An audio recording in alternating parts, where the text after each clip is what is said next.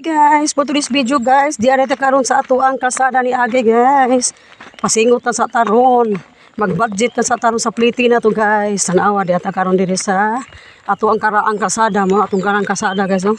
Mo ni ako na ni siyang gi-flex sa una guys, karon ni balik na putag flex mo na atong kalsada guys, no. Mo ni siya bukiran. Gi-repair pa na siya karon guys, pero kalos apa kanay mahuman. Ari lang puta magagi-agi diri. Pasingot lang sa ta. Exercise sa kabuntagon ba. Hike. Aw, layo pa kay ni atong lakaw.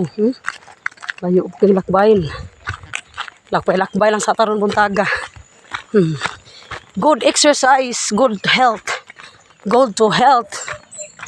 Lawa guys, ang among kalsada diri guys. Ako rang usa diri galakaw-lakaw. Morning sa inyong lahat dyan. Good morning sa tanan-tanan dyan.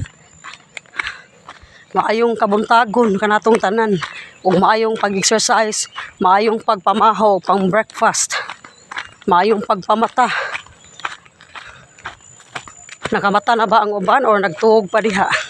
Nagduka-duka pa. Tanawa guys. Hinay lang taglakaw ani guys. Doon na ta sa ato ang kalsada diri.